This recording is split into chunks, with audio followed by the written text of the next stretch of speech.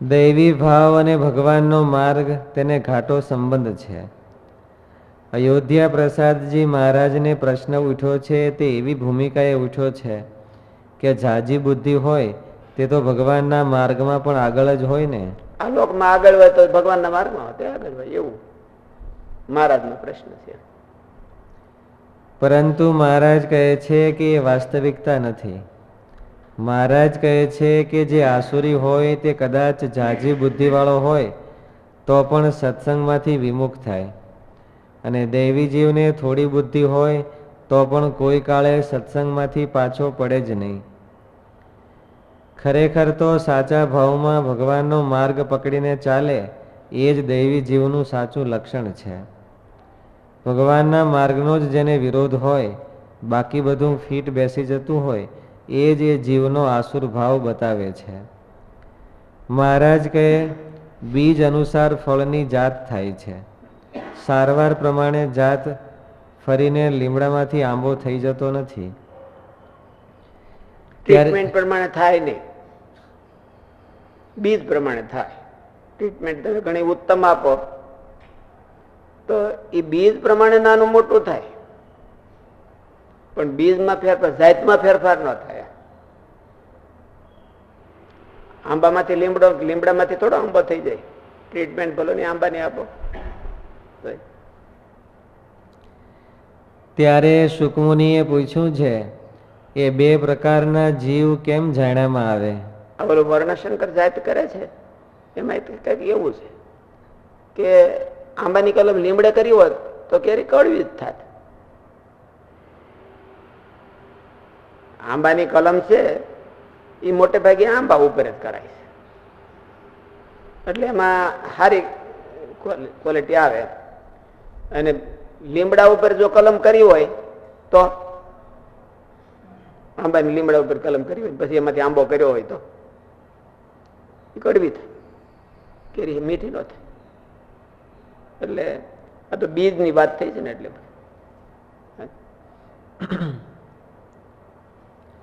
ત્યારે શુકમુનિએ પૂછ્યું એ બે પ્રકારના જીવ કેમ જાણ્યામાં આવે? ત્યારે મહારાજે ઉત્તર કર્યો કે દૈવી ને આસુરી બંનેમાં સત્સંગનો યોગ થયા મરે તો બંનેમાં કામ, ક્રોધ, લોભાદિક દોષો હોય. સામાન્ય જગત હોય, જગતમાં હોય એવા આને હોય ને આને હોય.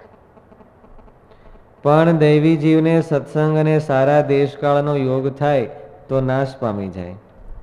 આસુરીને તે દોષો નાશ ન પામે.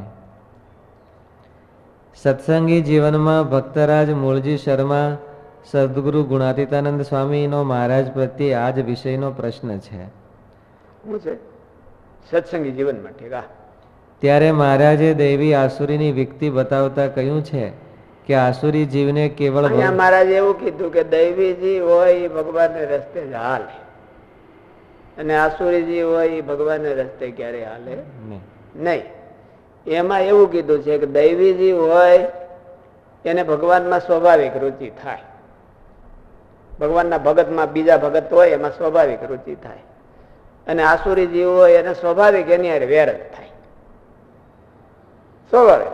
બીજી બધી સારું, ભગવાનનો ભગત ભળ્યો તો એની હારે સ્વાભાવિક વેર થાય. એ આસુરીનું મોટું લક્ષણ, મુખ્ય લક્ષણ. ભગવાનના ભગતની હારે એને કોઈ દિવસ મેચિંગ થાય જ નહીં.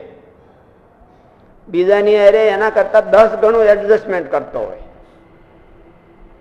શિશુપાળ છે એ દુર્યોધનની હારે 10 ગણું એડજસ્ટમેન્ટ કરે, પણ એને અર્જુનની હારે ન થાય કે કૃષ્ણની હારે એડજસ્ટમેન્ટ ન થાય. એ આસુરીનું લક્ષણ. એની હારે એડજસ્ટમેન્ટ કરી શકે નહીં, સમાધાનાત્મક કાંઈ ન કરી શકે. એ મુખ્ય લક્ષણ ભગવાનના ભગતની હારે નોકરી કરે. બીજા ગમે એવા લબાડિયા જેવા હોય તો એની હારે કરે, એમાં એનો વાંધો નહીં. એને કઈ એડજસ્ટમેન્ટ કરવાની ટેવ નથી એવું નથી, ટેવ તો છે પણ આની હારે નહીં. દુર્યોધનની ઉદારતા કઈ ઓછી હતી? એને તરત જ કર્ણને રાજ્ય આપી દીધું, અને પાંડવોને શું કીધું? હોય મૂકે ને એટલી નહીં, હોય મૂકે એટલી નહીં લ્યો. તો એને બાપનું હતું, કર્ણને દીધું એ એના બાપનું નહોતું, પાંડવોનું હતું. અને પાંડવોના તો બાપનું હતું, તો એ હોય મૂકે એટલી નહીં. એટલે એને આની અરે એડજસ્ટમેન્ટ ન થાય એ જ આસુરી ભાવ, બીજું કાંઈ નહીં. અને ઓલો જો દૈવી હોય તો કે મારું છે ને તો તમે લઈ જાઓ, અલ્યો. રામ ભગવાને કીધું કે આ વિભીષણને ભગવાને તિલક કર્યું, આવો લંકેશ એમ કરીને સમુદ્રના જળનું તિલક કર્યું. એટલે ઓલા સુગ્રીવે કીધું કે ભાઈ મહારાજ હજી તો તમે ઓલો રાવણ ને જીત્યો નથી, ત્યાં રાજ ક્યાં આપી દીધું. એટલે ભાઈ રામ ભગવાને કીધું તને શંકા લાગે છે કે હું નહીં જીતું? તો એમ તો કોણ કે હું નહીં જીતું એવું તને શંકા લાગે કે ના? પણ એવી શંકા નથી, પણ મને બીજી શંકા છે કે રાવણે ફરી ગયો ને એનું માથું ફરી ગયું તો પછી તમે એની પાસે રાજ ન લઈ શકો ને. એ તમને આવીને પગે લાગી જાય કે આલ્યો સીતાજીને હું તમારે શરણે કરું, 1 2 5 દંડવત કરી દે તો તમે શું કરશો? તો ભગવાન કહે કે હું મારું અયોધ્યાનું રાજ આપી દે.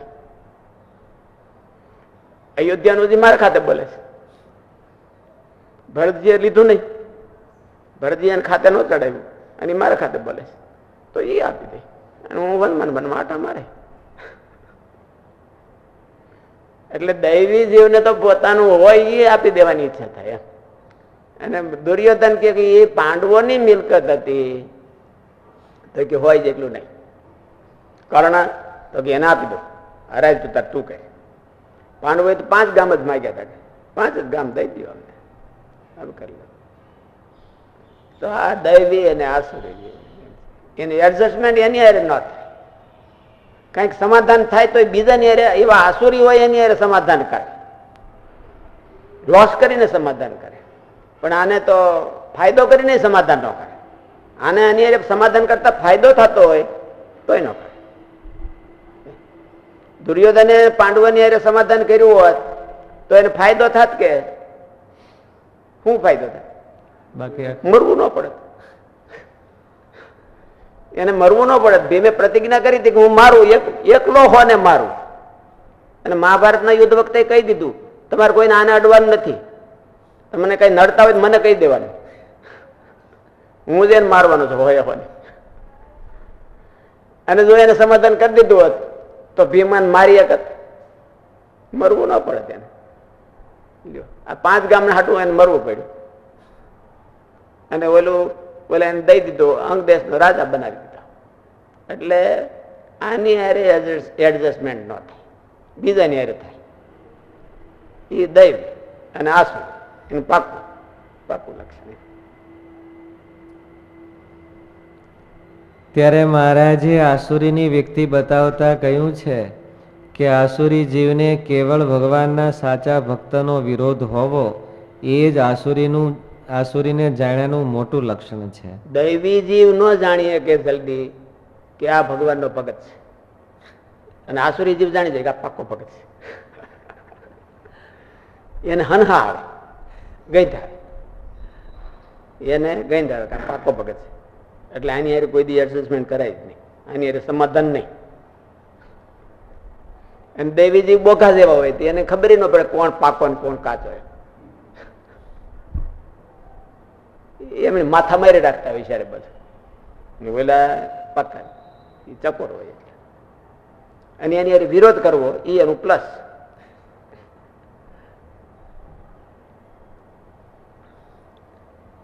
ત્યારે મહારાજે દૈવી આસુરીની વ્યક્તિ બતાવતા કહ્યું છે કે આસુરી જીવને કેવળ ભગવાનના સાચા ભક્તનો વિરોધ હોવો એ જ આસુરીને જાણ્યાનું મોટું લક્ષણ છે. એને ઓળખવા અને એનો વિરોધ કરવો એનું પાક્કું લક્ષણ.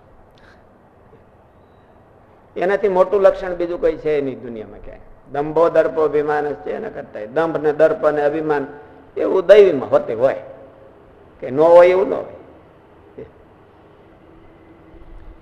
બંનેમાં દોષો હોવાનો સંભવ તો છે જ, પણ આસુરીને ઓછા થવાનો સંભવ નથી. કોઈ પણ વ્યક્તિના ભક્તપણા સાથે જ તેને વિરોધ હોય છે. એ વિરોધ સીધો નહીં તો કોઈ બહાનાએ કરીને પ્રગટ થાય છે. સીધો કઈ બાનું ન હોય તો પ્રગટ ન કરીએ કે એને મારું આમ મીંદડીને કીધું કે ભાઈ મીંદડી કે પેલા ધૂળ ઉડાડમાં પેલું ઊંધડો કે આ છે ક્યાં ધૂળ વાહણમાં બેઠા તો બે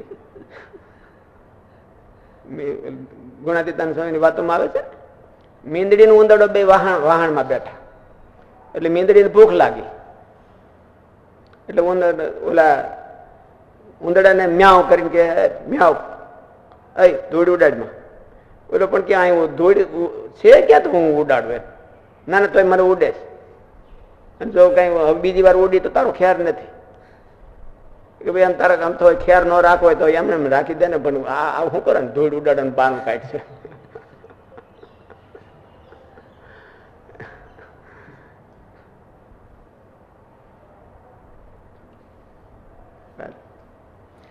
મહારાજ કહે આસુરી જીવ હોય ને તેને તેના સ્વભાવથી વિરુદ્ધ એકવાર કઠણ વચન કહ્યું હોય તો જીવે ત્યાં સુધી ભૂલે નહીં.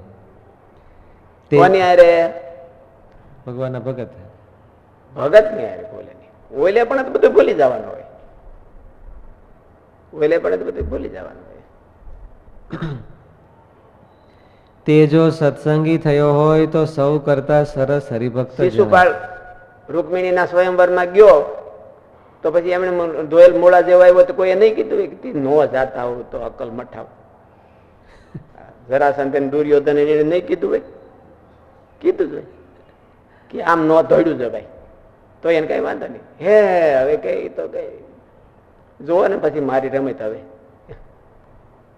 એમ કીધું હોય. કઈ એને મનમાં લાગી જાય એવું ન કીધું હોય.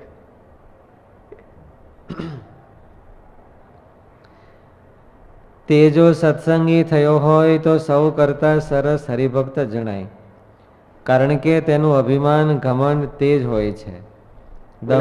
ઓલાને અભિમાનમાં બે માં ફેર હોય. આનું ઘમંડ છે ને બહુ તેજ હોય એટલે ક્યાંય વાહે ન રહે વર્તમાન પાડવામાં. દંભો દર્પોભિમાનસ છે, તેથી તે હંમેશા આગળની હરોળમાં જ પોતાનું મોઢું રાખવા ઈચ્છે અને તે માટે જે કાંઈ કરવું પડે તે કરે છે. એમાં જો કોઈની સાથે ટકરામણ થઈ તો તેનું મૂળ ઉખેડવા પોતાના જીવનનો સમગ્ર પુરુષાર્થ ઠાલવી દેવામાં પાછો પગ ન કરે. મહારાજ કહે એકવાર ગમતું મરડીને લગારેક છેડ્યો હોય તો જેટલી સાધુની સેવા કરી હોય તેથી લાખ ગણો દ્રોહ કરે તો પણ મનમાં સંતોષ ન થાય. જેમ ભાલ દેશમાં લગારેક ઊંડું ખોદાઈ જાય તો પાણી ખારું ઝેર નીકળે. પ્રથમ મીઠું પાણી નીકળવું હોય તેને પણ બગાડી નાખે. આવો ભગવાનના સાચા ભક્ત સંત વગેરે સાથે વ્યવહાર હોય તે આસુરી જીવ છે એમ જાણવો. આસુરી જીવ હોય તે કોઈ સાચા ભક્તની આંતરડી ન કકળાવે ત્યાં સુધી તેના અંતરમાં શાંતિ કે નિરાત થતી નથી. પાચન ન થાય. આજે નથી કકળાવી તો આજે ટેબ્લેટ લેવી પડશે. એને અનાજ પાચન ન થાય. કોકની આંતરડી કકળાવે હારો ભગત હોય એની ત્યારે જ એને મજા આવે. એ આસુરીનું લક્ષણ. એના જેવો આસુરી હોય ત્યાં બીજા બે ધોકા ખાઈ આવે તો કઈ વાંધો નહીં. બોલું આસુરી હોય તો મારે જ ધોકો, બીજું હોય ને મારે. એ તેના આસુર ભાવનું લક્ષણ છે.